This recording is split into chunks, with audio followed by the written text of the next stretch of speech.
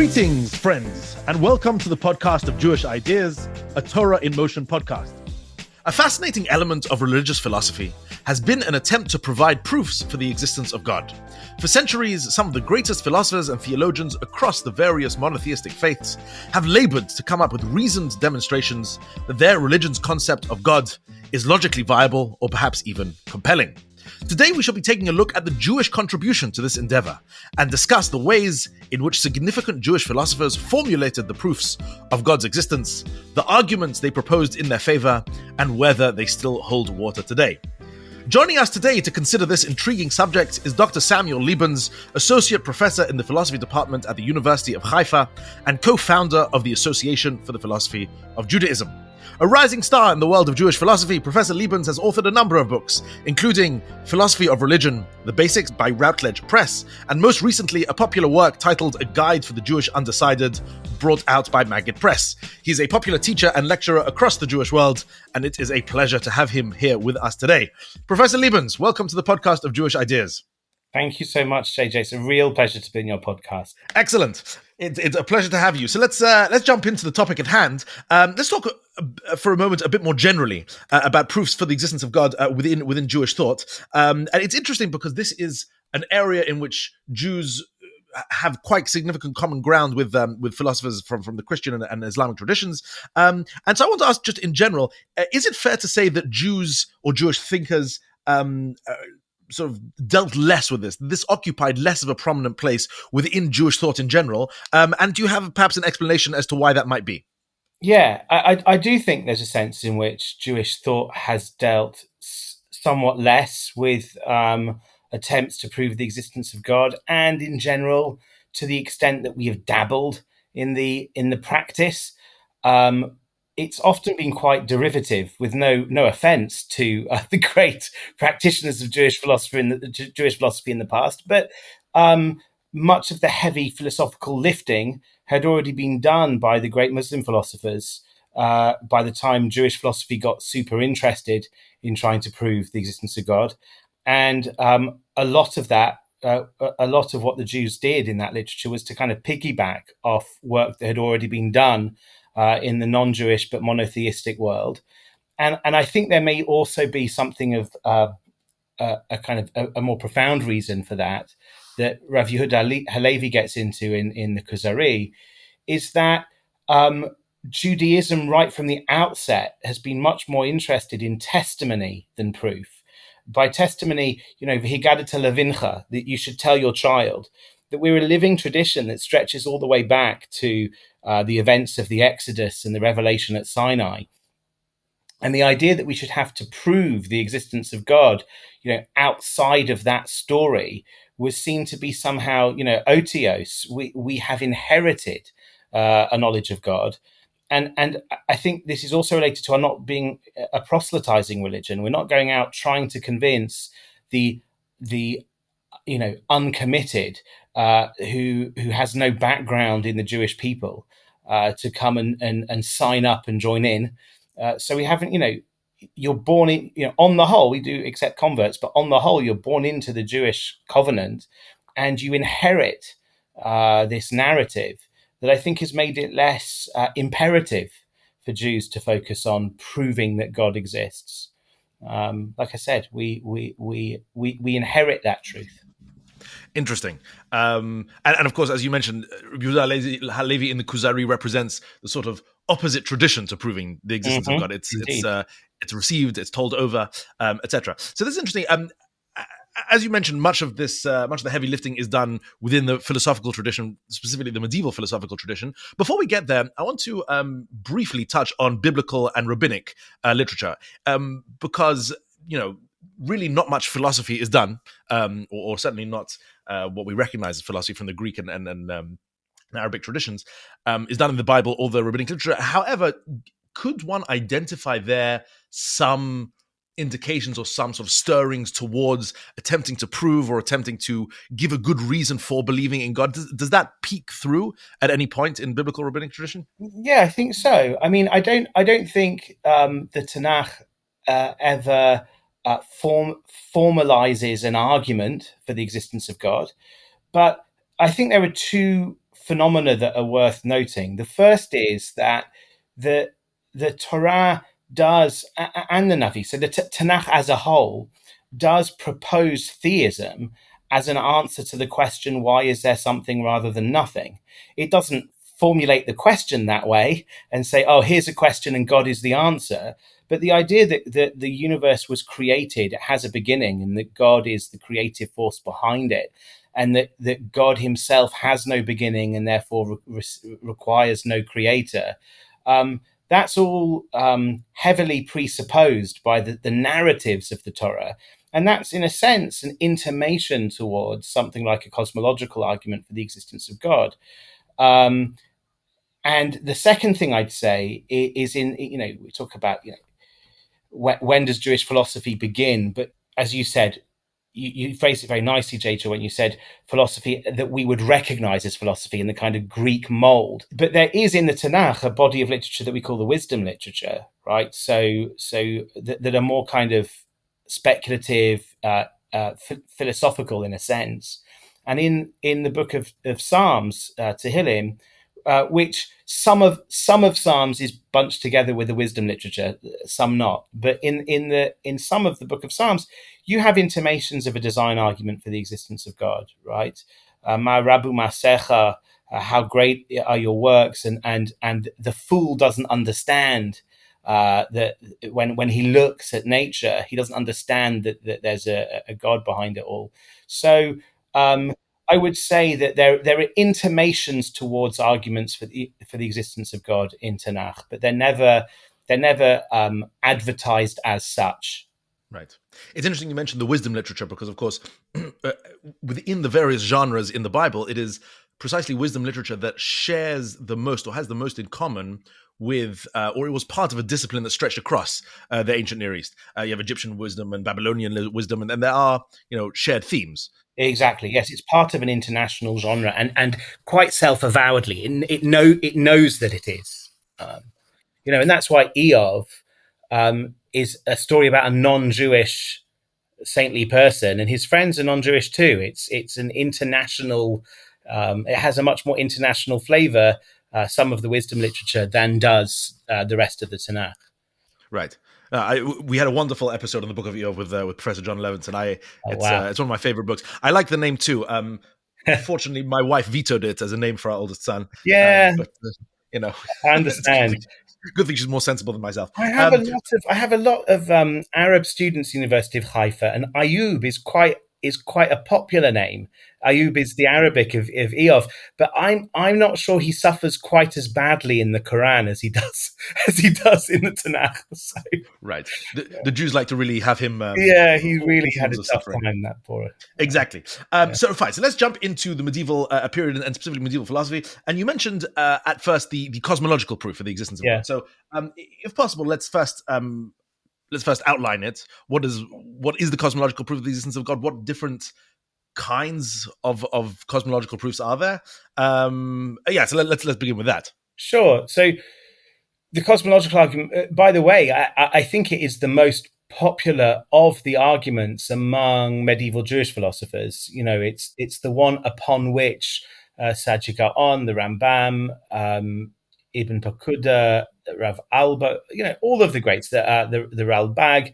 It's the argument upon which they seem to place the most weight. What is it? In a nutshell, because as you intimated in the question, JJ, there are a number of different formulations. What they all have in common is that they all try to infer the existence of a creator from the existence of a cosmos. There is this thing here called reality. Why is there something rather than nothing? And the cosmological argument is a family of arguments, but all of them suggest that the best answer to that question, why is there something rather than nothing, is theism, is that there exists one being who couldn't fail to exist. There exists one being who it's something of a kind of a category mistake to ask, well, who made him? Because he exists outside of time and he exists, and it's in virtue of his existing that anything else exists, if and when he wills it to exist. Right. Am I correct in saying there's a specific form of the cosmological proof known as the Kalam form of Ah, the cosmological proof of the existence of God, which held significant weight in the yes, period in which many of these figures yes. were operating. Yeah, I mean, um, one of the controversial features of the Kalam cosmological argument is it assumes that the universe has a beginning in time, and that itself was a matter of massive controversy. And therefore, the Rambam's version of the cosmological argument, as it appears in the guide, isn't the Kalam cosmological argument, because what basically the Rambam says, well, look, you know, if the universe has a beginning, then clearly it was created and there's a God. What happens if the universe exists forever with no beginning, backwards in time, stretches on infinitely in the past, in the direction of the past? And the Rambam formulates a version of the cosmological argument that doesn't require the universe to have a beginning. So he kind of forces a disjunction on you, or a dilemma on the atheist. Either the universe has a beginning, and then, well, obviously it has a creator, and God is a creator. But even if it doesn't have a beginning, you still have to ask, why is there something rather than nothing? And God is still the best answer to that question. But the Kalam cosmological argument is, I suppose, the first side of that disjunction that the Rambam spends less time developing. It's basically the argument has two premises. Premise one, the universe has a beginning. Premise two, anything that has a beginning is caused to begin by something other than it. And if you put those two premises together, if you accept both of those premises, the conclusion follows that the universe has a cause outside of itself responsible for its at least having begun to exist, if not for its continued existence. That, in a nutshell, that form of the cosmological argument with those two premises is known as the Kalam cosmological argument. That name comes from a group of Muslim philosophers, the Mutakalimim, with whom Sa'ad Gaon was heavily associated, so much so that he's sometimes put forward as an example of Jewish kalam. So, of course, you wouldn't be surprised to find that this argument with these two premises is front and center in Emunot V'Dayot, the magnum opus of Sa'ad Gaon. Right, and for Sadia and I suppose other thinkers who are not the Rambam, they do presuppose a universe with a definite beginning. Yes, and with any argument, right? The way proofs work, we're talking about proofs of the existence of God. The way proofs work is you're supposed to start with premises, which are assumptions, and the hope is the assumptions are things that even your dialectical opponent will accept to be true, and then you have to show that that the desired conclusion follows from those premises. Now, the premise that the universe had a beginning isn't something that many people in the ancient philosophical world were willing to accept, and many medievals also didn't accept it. So the first thing you need to do if you're going to endorse the Kalam cosmological argument is you have to come up with further arguments to prove that the universe did have a beginning, and that, I think, is where Saadia. I said that the medieval Jews are somewhat derivative here. That, I think, is where Saadia introduces the most innovation. He develops, I think, a pretty cool argument for the universe's having had a beginning, and that, of course, gives you the first of the two premises for the Kalam cosmological argument. Could I ask you to sort of tell us what? Because I mean, I'm now intrigued. And Sure. what is Sadia's version of this? I can't just leave us a cliffhanger. That won't do at all. So I won't give you all there is to say about this, because the argument itself makes some controversial presuppositions that could be questioned. And in my ridiculously expensive book, the Oxford University Press book, The Principles of Judaism, I investigate what some of those presuppositions are. Um, Speak about it a little less in philosophy of religion, the basics, but I don't ignore the topic. So the argument runs something like this. Sajigan's argument says, well, the present is here right now. Okay. Now, if the universe has no beginning, then the present must have traveled an infinite distance to get to us, right? Think of the present as something that keeps moving, right? So, the present was a couple of seconds ago, but now it's now, right? And now it just keeps moving. But if the universe had no beginning in time, then the present or presentness must have completed an infinitely long journey. And most medieval philosophers were opposed ideologically and philosophically to the notion that infinities could be completed. And if you share that, and I actually do, I'm an unpopular philosopher because many contemporary analytical philosophers are more open to the idea that you could actually complete, God could complete an infinite sequence, or infinite sequences really can be completed. I'm in the minority today, although I would have been in a majority in medieval times. I don't think it's coherent to talk about having completed an infinitely long sequence. So therefore, I'm with Saja. I think, if it's true that the universe had a beginning, then the present must have moved an infinite distance and completed an infinitely long journey to arrive at us. That's not possible. Therefore, reductio ad absurdum, it follows that the universe doesn't have a beginning in time. It has a start. There are other hidden assumptions here about the way time works and time moves. There are a few escape routes, but I think it's a very interesting and pretty ingenious argument. It is. So that's the first premise, Yeah. which is that the universe had a beginning. The second premise, are there those who try and attack that? Because the second premise is that the things have to have a cause. I mean, you can't Yeah, have. that nothing, well, at least nothing with a beginning.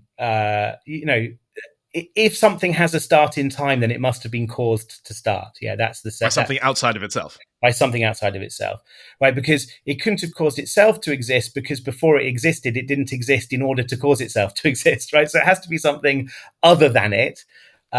Yeah. So William Lane Craig, who is something of a Christian apologist, but a very, very, very accomplished philosopher, an evangelical Christian, currently working in America. He is probably today's most vocal champion of the Kalam cosmological argument. He thinks it's sound and he thinks it should convince atheists.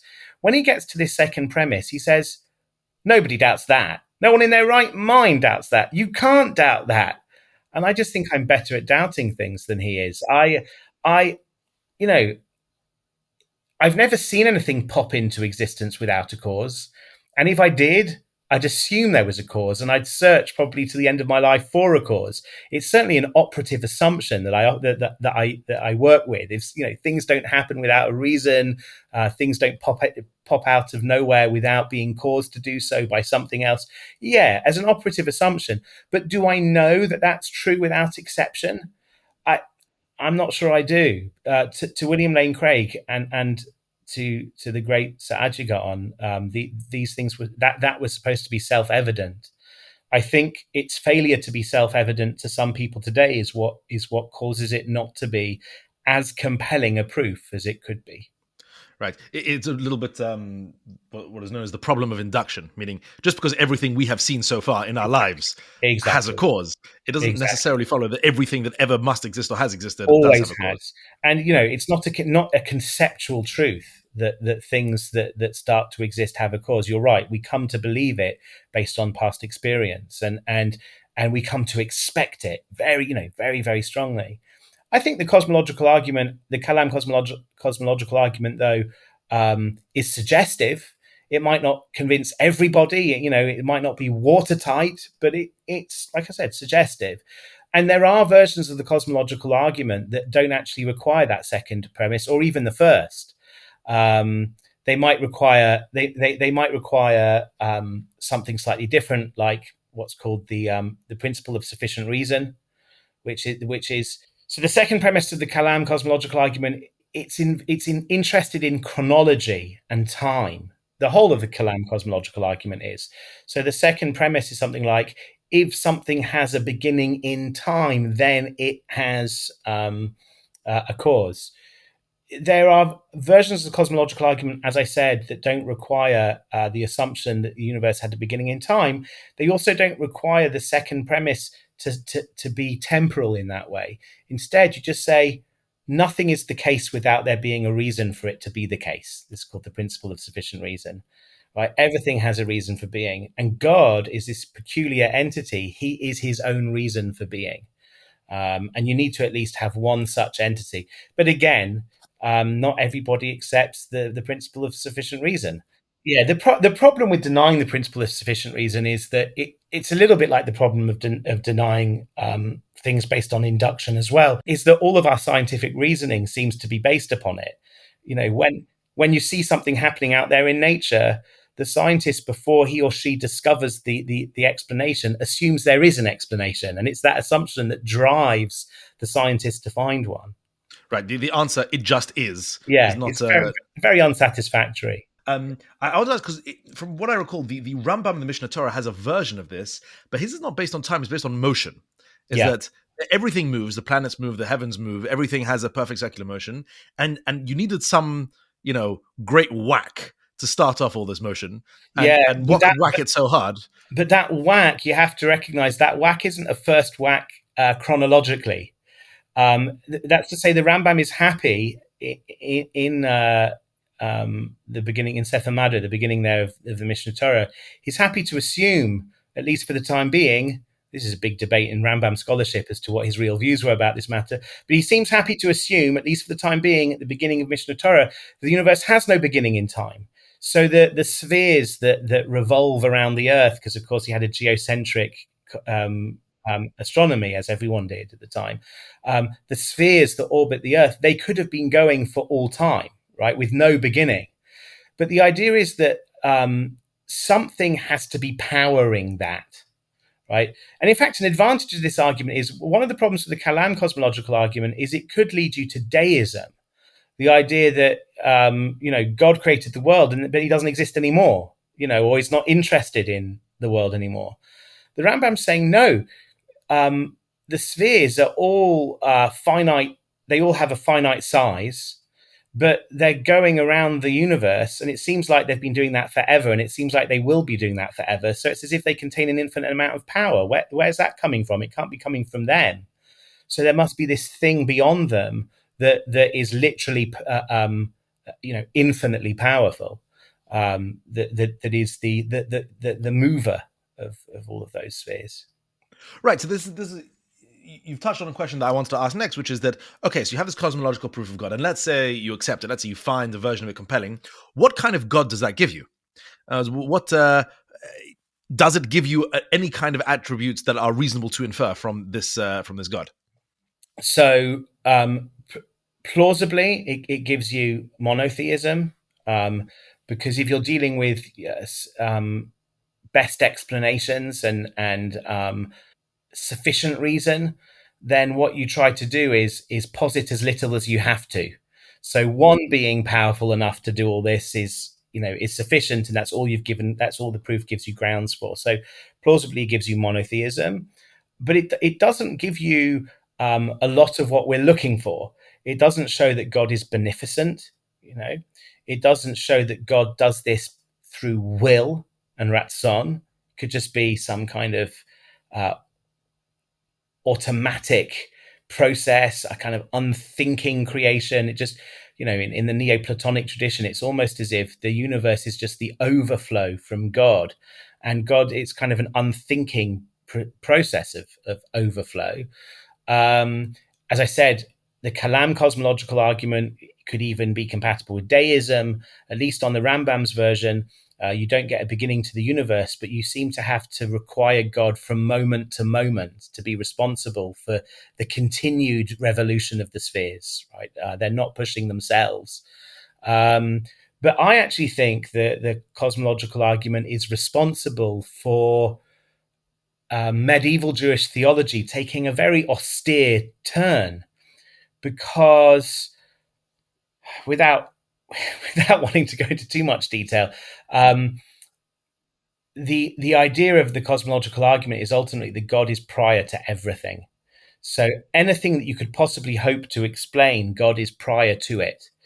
And this leads the Aristotelian theologians to say that God is even prior to the distinction between form and matter. So matter is the stuff that's all around us. Form is the qualities that matter can have, right? And you might ask, well, how did that distinction come about? The distinction between matter and form? Well, if that's a meaningful question, God is the answer, because God, for the cosmological argument, is basically the thing that explains all. The thing that explains all questions bottom out at God for the cosmological argument, right? So every causal chain bottoms out with God. Every question why bottoms out with God. So if you want to know why is there a distinction between form and matter, oh, that's because of God. But then, if that's the case, God himself transcends the distinction between form and matter. He's prior to it, which raises this massive problem about, can we talk meaningfully about God? Because every sentence of a language that tries to describe something, it treats the subject matter of its description as an object, and then it applies a description to that object. So when I say, JJ's very handsome, it's my pleasure. Too kind, too kind. Yeah.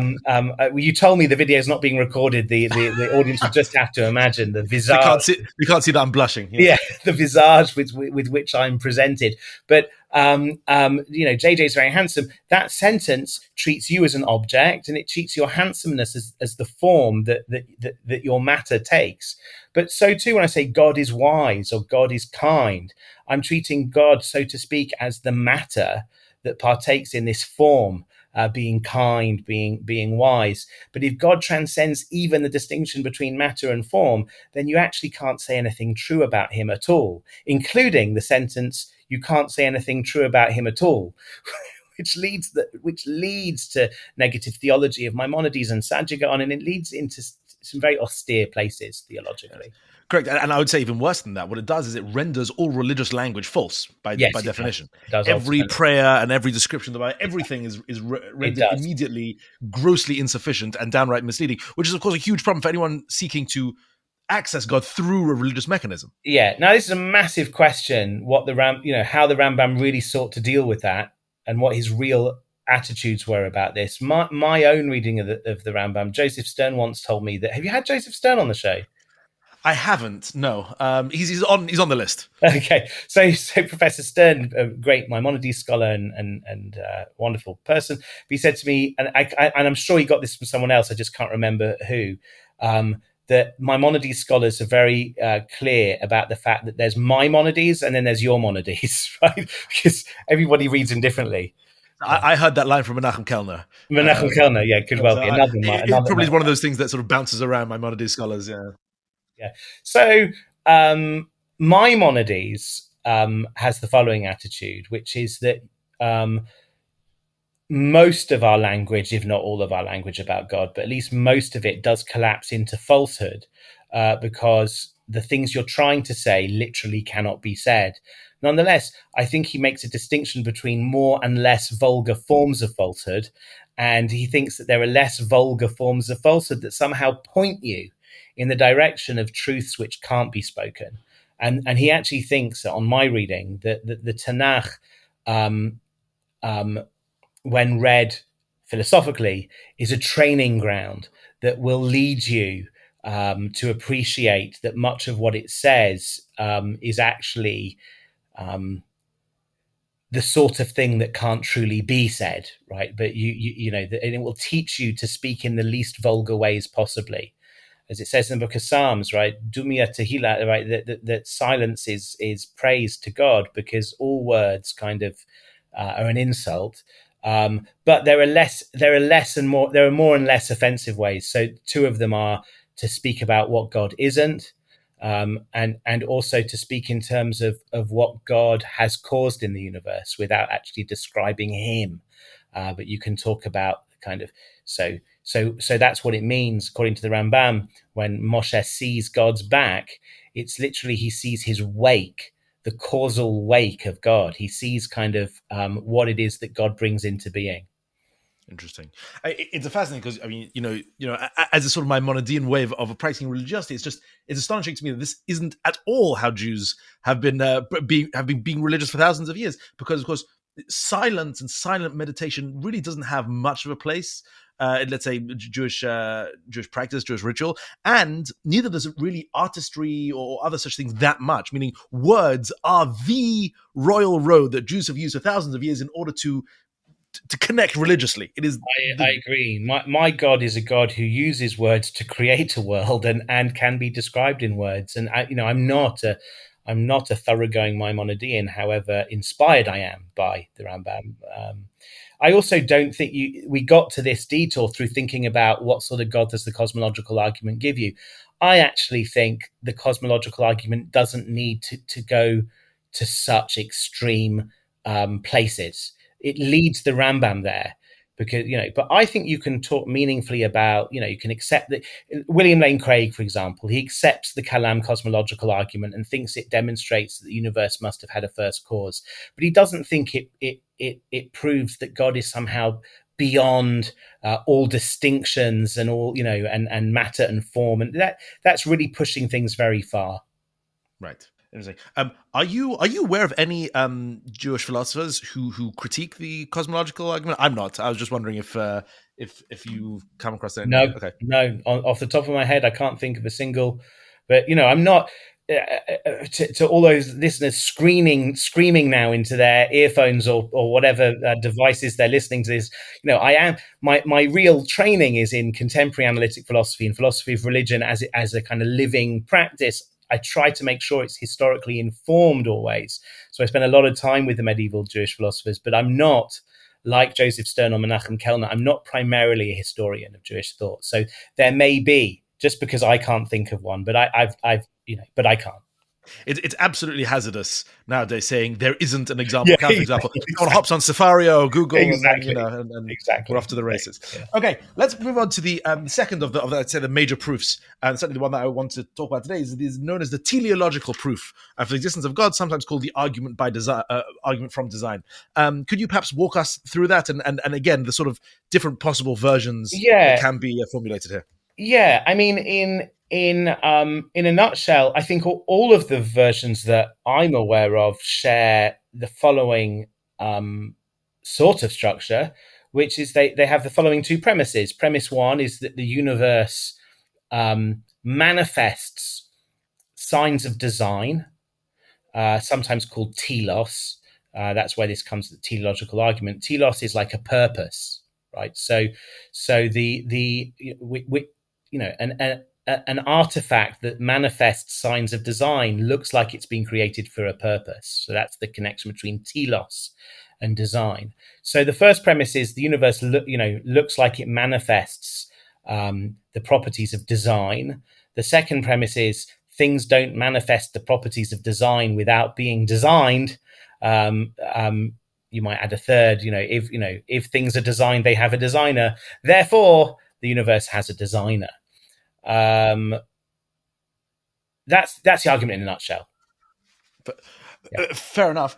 Sort of often described as if you're wandering in a forest and come across a watch, you yeah, instead of a stone, you think, yeah. okay, someone did this, someone put this together. That's William Paley. That's William Paley's Famous.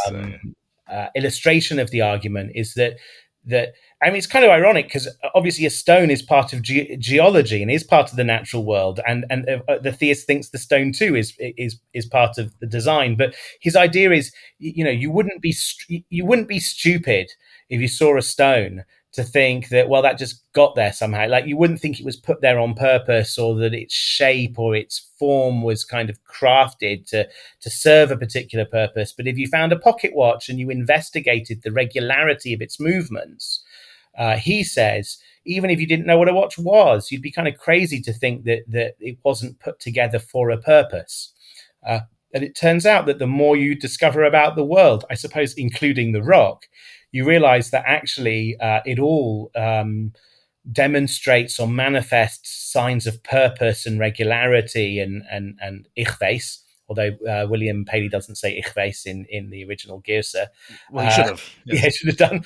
But and then, so the world is more like the pocket watch than it is like the isolated rock, and therefore you would be crazy to conclude that the universe has no creator. To use the metaphor, the analogy that I think Ibn Pakuda uses, if you saw uh, writing on a page of parchment, you wouldn't assume that somebody spilled an ink pot and the ink just kind of fell into legible script. You imagine that it was purposefully done, and the world. To stretch this analogy that Ibn Battuta wants us to use, the world bears the kind of the handwriting of a careful scribe. Well, I've recently written an article for a book, a collection that's coming out on teleological arguments for God, and I was drafted in as a Jewish philosopher to say something from our perspective, and I don't think it's been tremendously popular, and I struggle to explain why. I can say this much, as we said it in the beginning of this chat. You know, the Book of Psalms. Hashemayim Mesaprin Kvodo, and oh no, that's a Zemer, but still, Yeah. yeah, there you go. El Nasi Adav. Yeah, I was thinking of the Yehuda Levi poem, but you're right. He gets it from Tehillim. But anyway, Tehillim is full of the creatures of the world praising God's glory. And I think that is a shorthand for saying if you pay careful attention to the way the world is made, you'll recognize that it kind of bears the signature of the divine. But again, it's not written out in premises like that. I think it's Psalm 92 where the psalmist says, it takes a fool not to notice this, but which is close to uh, uh, you know articulating it as an argument. Then you have the very very well known midrash in Bereshit Rabbah trying to describe how Avraham comes to his theism. Um, One is a kind of proto cosmological argument. It describes him having a debate with Nimrod, and um, Nimrod's telling Abraham to bow down to various powers, and Abraham is always able to find another power that's more powerful. Like, so, bow down to the fire, but the rain can put the fire out. So bow down to the rain, but no, the clouds can kind of move the rain. Bow down to the wind, and though he doesn't finish the dialogue because Nimrod gets too upset with Abraham and throws him into the fiery furnace, you As can one does with philosophers that you don't like. one does. It is an occupational hazard, but you can see the direction in which he's going, and it looks a little bit like the cosmological argument that God is going to be the final answer to all these questions. But there's this famous midrash about Avraham. I think it's a Rabbi Yitzchak who says that Avraham can be compared to a traveler who's walking around and sees a bira doleket, an illuminated palace. Rabbi Heschel points out that the word illuminated there can be translated in one of two ways. It's bira doleket, so it could either be a palace illuminated, like all the lights are on, and then the midrash is saying, of course it has an owner. If you walk past a palace and it's in good working order and all the lights are on, you imagine there's someone at home. And again, this is more than deism. It's that there's someone at home right now, right? It's occupied. The lights are on. Because as you asked me the cosmological argument, you can ask about the design argument. What sort of God does it give? One concern is that it gives rise to a God who's no longer interested. He put the design in place, so it's deism, or it gives rise to more than one God, to a committee who designed, who are collectively responsible for the features of design. But this midrash is saying on the reading that says bira doleket means illuminated is no. If you actually pay attention to the workings of nature right now, in the moment, you somehow see God's presence. Not that God was there years ago, but Heschel points out you could also read it as a palace on fire, and then. And Rabbi Sachs writes about this beautifully in To Heal a Fractured World.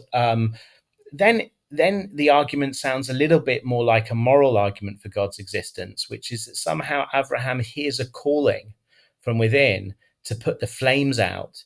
There's something beautiful enough to be worth saving, and one feels a certain obligation, and then you can kind of interrogate that feeling of obligation. Where does that feeling come from? Is that not the call of another? Is it not the call of the owner of the house who's asking us, inviting us to put the flames out? So maybe there's an intimation to the design argument, depending how you read that midrash in Bereshit Rabbah. And yes, Ibn Pakuda probably makes the most of the design argument among the classic medievals. It's hinted at in the Rambam as well, with his metaphor of the Indian king. We can talk about that in a moment, but it was never center stage for those medievals. Interesting. You see it more in contemporary Jewish apologetics. Um, Yes, yeah, which borrow heavily from this Renaissance within Christian circles. We'll get exactly. to that. Get to that in a moment. Just one or two comments. I mean, the Bira Dolek is actually quite an arresting phrase, but I think that we must. I think it bears remembering that in the ancient time, to keep a house, let's say, illuminated, required a lot of work. It Yes. required, fires need tending to, and Mm. candles need to be replaced. Mm. And for a house to be warm and light, it Yes. needs someone there all the time. Whereas now you can sort of switch on the electricity and Yeah. come back a Yes. Yes. decade later. Nice point. Yeah. So in a sense, what you can see is that the masters of the Midrash, Rabbi Yitzchak in this case, was actually making a real contribution to the theological argument, because he's saying Yes. don't think that design is something that's kind of written into the blueprint of creation ab initio, and then the designer can just disappear. No, somehow close attention to the workings of nature will show you that God is, so to speak, still warming up the house, still keeping the candles going, still, yeah. Right. If I'm not mistaken, so Rambam does use something like this, or famously in the Mishnah Torah, the Rambam says, if you were to step outside and look at the heavens and contemplate, the beauty of it and the symmetry of it and, its perfect constant motion, you will immediately be filled with a love and an awe of God. This is the beginning of Yesodei HaTorah. And this is interesting to me because it's not proof so much for God's existence, but for God's, being worthy of worship, I Yes, would say. his worship worthiness. Yes, I agree. I mean, so yes, in the Mishnah Torah, the proof that God exists, sheyesh matsui rishon, there is a first cause. Even it's phrased in the terms of a cosmological argument. The teleological argument appears, but or after the Rambam's established God exists, the teleological argument, I think you're right, is used to convince you that this being is worthy of tremendous veneration and reverence. Um, I would say that the Ibn Pakuda uses the design argument for a different purpose. He in Chavot Halavavot he establishes that God exists based on a cosmological argument, and then he says he uses the teleological argument surprisingly to demonstrate. It's one of his, I can't remember, 5 or 7 demonstrations that there's only one God. He uses a teleological argument to demonstrate there's only one God. And I think that's also quite creative, because most critics of the design argument have said that polytheism is actually a risk of the teleological argument. How do you know the universe wasn't designed by committee?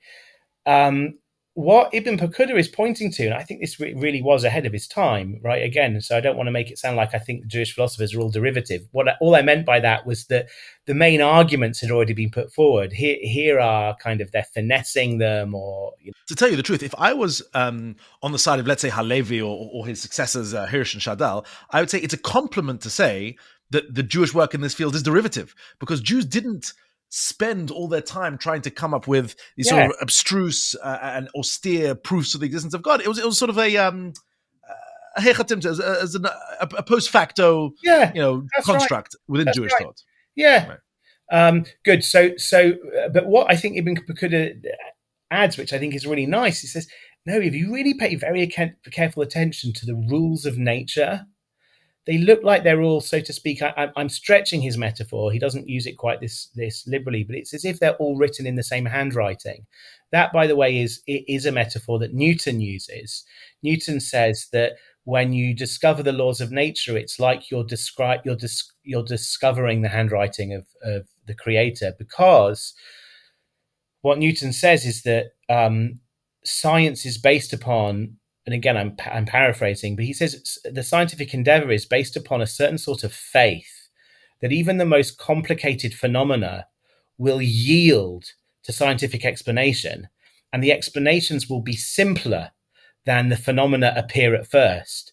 And you know that you're getting closer to the real fundamental laws of nature when you've got a small set of simply articulated mathematical rules that explain a wide array of complex phenomena. As I like to put it, the very physical constants that explain the formation of stars within a nebula describe the sorts of motions that govern the composition of a fetus inside a womb, right? These massive discrepancies in size and in scale, and but yet the same laws of nature. And Ibn Bakuda is making the point: if you look carefully at the laws of nature, this is going to strike you. Oh my goodness! Whoever it was that formulated the laws of hydraulics had a very similar way of thinking to whoever it was that formulated the laws of acoustics. Because ultimately, the laws are simpler than you may expect. So he thinks. So he doesn't use the design argument to prove that God exists. He uses a design argument to motivate the claim that there's only one God. It's fascinating, and I think it's based on. It seems to be on a sort of sharp analysis of human nature, which is that a committee tends to be far less streamlined, far less capable of producing something that works. Which is certainly true. The old adage of a camel's a horse designed by a committee and all that. Yes, yes. Yes, okay, that's fascinating. So I want to move on to perhaps a slight curiosity, which is that there's a third classic logical proof that has been formulated, namely the ontological proof, which, to the best of my knowledge, hasn't been picked up by Jews at all. Could you perhaps, just for our audience, outline very briefly the ontological proof and tell me if I'm right that Jewish thinkers haven't really grasped onto it? Yeah, I think you are right. There's also a burning question as to whether any Muslim philosophers did. There's a debate. There's a debate about an argument of Ibn Sina's, and it becomes at this point a semantic debate as to how do you classify arguments. Ibn Sina has an argument that some people say is an ontological argument, and others say no, it's a cosmological argument. The classical ontological argument, the one that nobody denies is an ontological argument, is the one put forward by Anselm, the Archbishop of Canterbury in the 11th century. So the ontological argument, and then rehashed, revitalized by Descartes in Meditations on First Philosophy. The way the argument works is that if you investigate the sort of being that God is supposed to be, is alleged to be, you will be able to derive merely from its definition that it turns out to be uniquely among perhaps all entities the sort of entity that couldn't fail to exist, and therefore God must exist, right? If God is perfect, then by definition he exists, because if he wasn't perfect, he wouldn't, or if he didn't exist, he wouldn't be perfect. Something like that. Yeah, the idea is, yes, you could formulate it that way. So the idea is, we all accept that God is the most powerful possible being, and even the atheist accepts that were God to exist, he'd be the most powerful possible being. So then you say, okay, atheist, try and think of the most powerful being you could possibly imagine, you could possibly conceive of. Wouldn't he be more powerful if he existed? And the idea is, if you're thinking of a non-existent being, you're not yet thinking of the most powerful possible being, because one that existed would, by definition, be more powerful. Right. And you're supposed to, unless the atheist puts you in a fiery furnace before you've convinced him, you're supposed to convince him that God exists that way. Yes. I think you've written extensively on Russell. If I'm not mistaken, at some point in his life, Bertrand Russell discovered, to his dismay, that the argument was sound. In his autobiography, he writes that he fell off a bicycle in Cambridge, thinking about the ontological argument, when he realized it was probably sound. But he dusted himself down, and he actually, I mean, he had a tendency, Russell, to kind of exaggerate his own life in terms of a series of these kind of startling anecdotes when the underlying truth may not have been quite so. But as he would tell it, he coined this very, very impressive theory called the theory of descriptions, in part to escape the soundness of the ontological argument, because it did worry him. That's wonderful. But by the way, if anyone who wants, Bertrand Russell's autobiography is a brilliant work. Oh, it's a blast. It's unbelievable. I mean, the man lived to the age of 98, and he. Very few people were brought up actually in the full height of the Victorian period, and also saw Second World War, Nixon, Watergate. Like, he saw everything. the 60s. Unbelievable, man. And he Anyway, was also a central player in a lot of things, because he was an aristocrat and his grandfather was a prime minister and he was in the House of Lords, and astonishing life. My first book is not to mention a scintillating writer. Oh, a fabulous writer, yes. So my first book was on Bertrand Russell. That was my PhD, but he doesn't have any proofs for the existence of God, I'm afraid to. Well, I assume not. He's an avowed atheist. A well-known Yeah. anti-religious. Although I do recommend to all people to read his little essay called "A Free Man's Worship." Oh, it's a very beautiful and brilliant essay, and actually, with just a change of a couple words, could be a beautiful religious essay as well. I agree. I Just agree. a tiny tweak.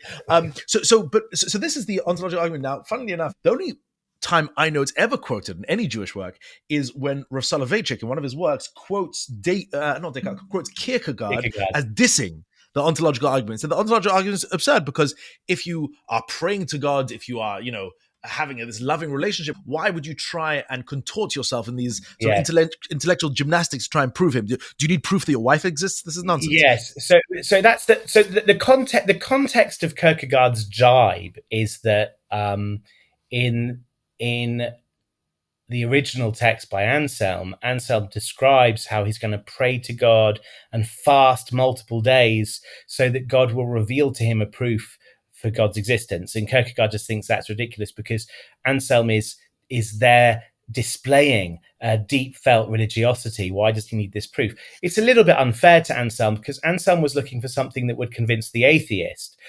Anselm already knows that God exists. But I think that the reason that jibe resonates with Rav Soloveitchik goes back to my first answer to you when you asked, why is Jewish thought kind of not perhaps made this a central an endeavor, the proof of God, the demonstration of God's existence.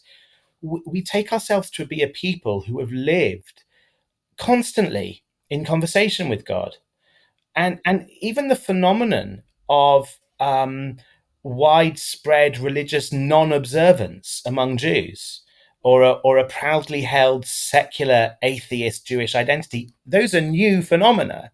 So we didn't have to go out convincing Jews to believe in God. It's obvious that God existed to us. Much more interesting was, how is God's existence compatible with evil? We know that both exist, but how do you square that circle?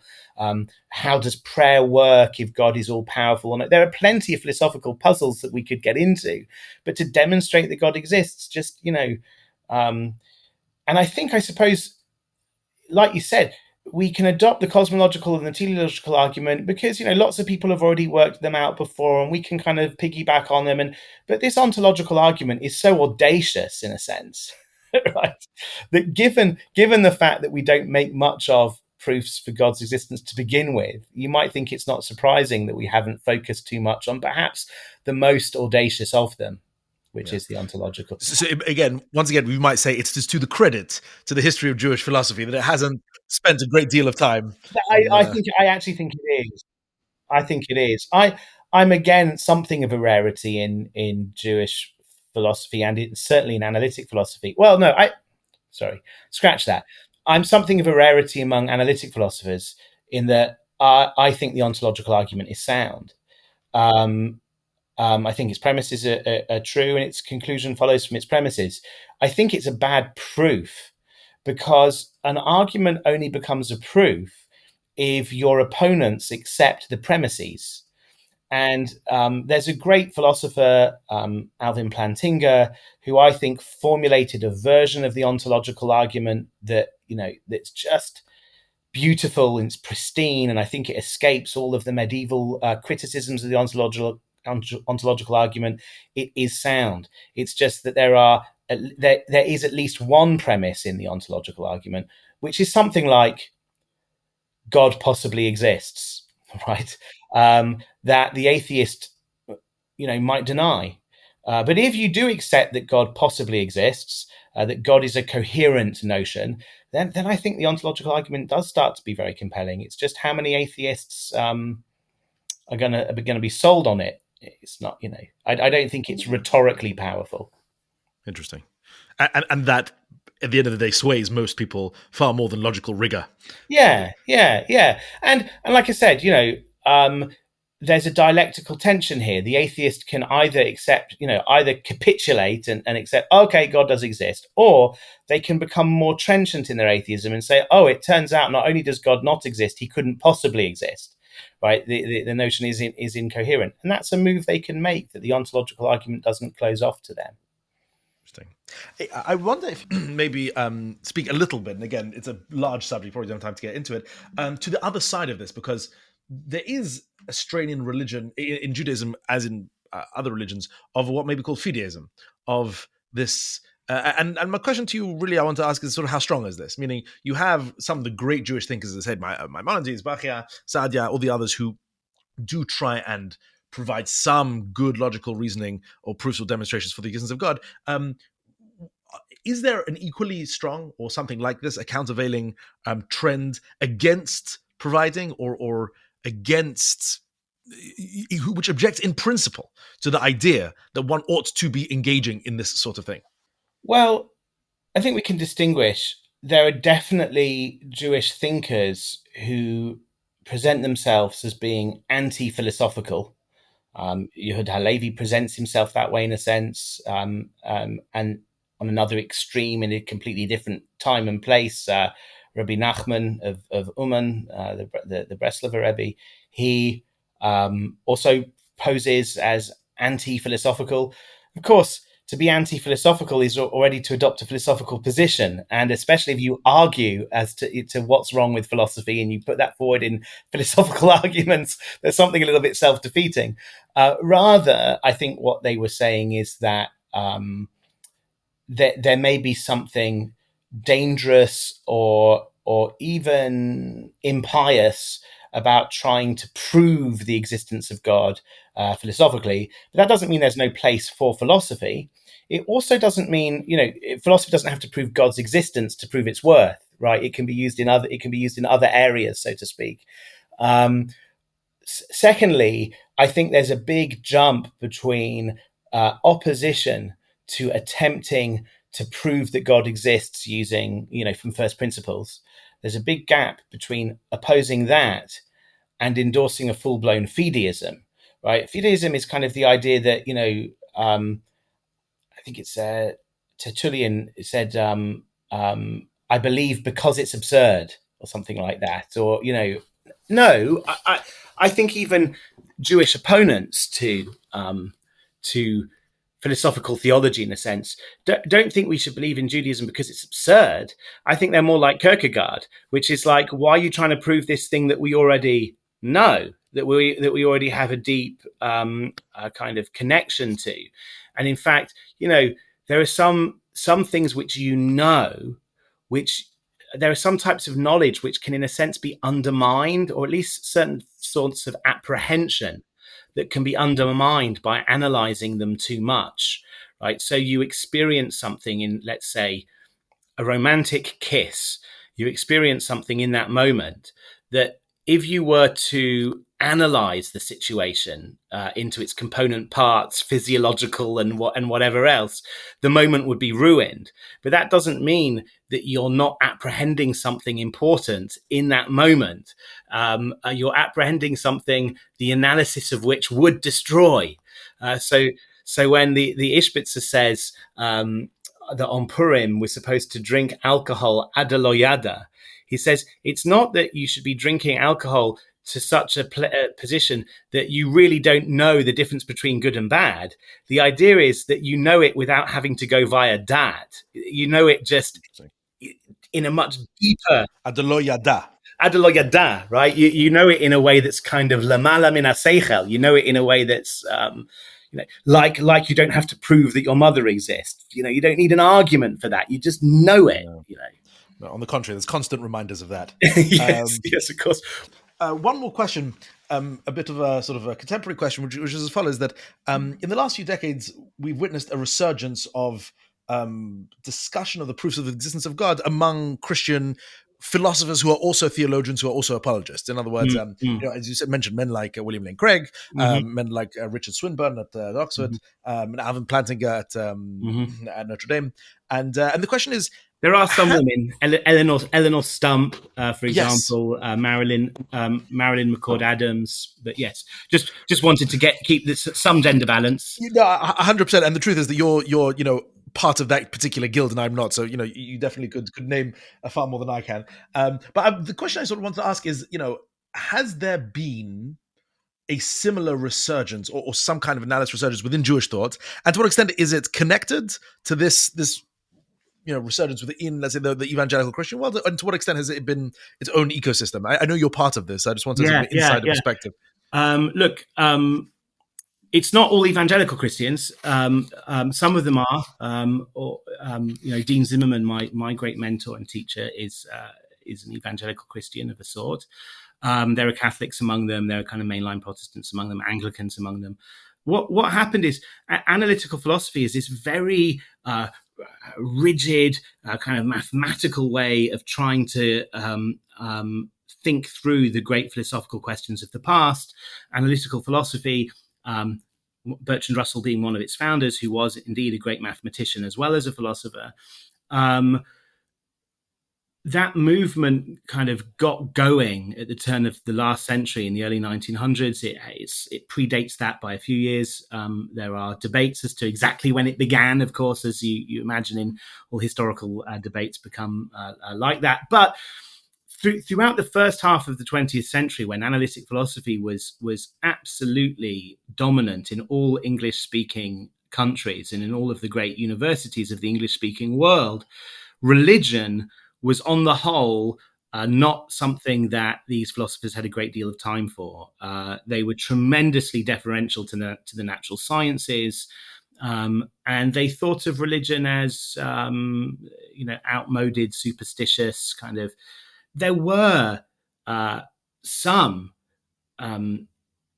pious, religious, analytic philosophers, but often they kind of kept that side to themselves, kind of, because it was almost embarrassing. Like they didn't bring it too much into their philosophical writings. There were people like Geach or Anscombe in Cambridge who were known to be devout Catholics, and indeed they even wrote a little bit about it.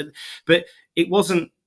They weren't philosophers of religion. That wasn't their kind of main. To use the technical term, it was passionist. It was passionist. That's exactly right, and and that's not how they. But then in their wake, really, in the 1970s, there were this group of philosophers who kind of proved their philosophical mettle by publishing all sorts of important works in modal metaphysics, in epistemology, in all sorts of areas of philosophy, history of philosophy as well, who were also Christian. And they got together and they created the Society for Christian Philosophy in America. And I think they emboldened each other to start saying, hold on a minute, we're philosophers and we're Christian, and we shouldn't be embarrassed about that. And we can publish academic writings, that presuppose our Christian faith. Like I recently submitted an article to a learned journal. And as often happens, they got someone from Jewish studies to review the piece, because there aren't all that many academics working in Jewish philosophy. And the reviewer said, this is interesting, whatever. Maybe it'd be nice to give over in a shul, they said, about my work. But they said, but it doesn't engage with the multiple authors of the Pentateuch. It doesn't realize that J has a different attitude to whatever you were talking about, as does D. Well, I'm an Orthodox theologian. I don't accept the findings of source criticism, and I relate to the Tanakh. I relate to the Pentateuch in particular as the unmediated Word of God, and so I'm working with a different methodology. But in philosophy, that's acceptable, because philosophers say things like, in this paper, I'm going to assume physicalism, which is the idea there's no such thing as the purely mental, and I'm going to see what follows from that assumption. And that's academically legitimate in my discipline. And what these Christian philosophers recognize is we can say, okay, we're going to assume that Christianity, the certain primary doctrines of Christianity or dogmas of Christianity are true.